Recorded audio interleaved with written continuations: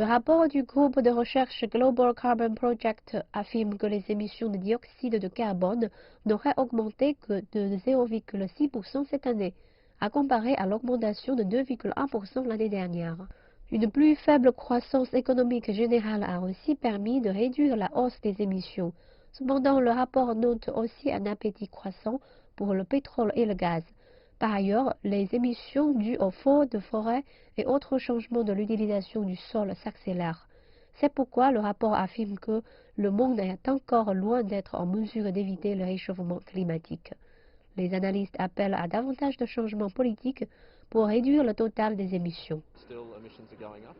Donc cette année, nous avons trouvé que les émissions mondiales de dioxyde de carbone avaient augmenté d'environ 0,6%, ce qui est un peu plus lent que la tendance de la dernière décennie.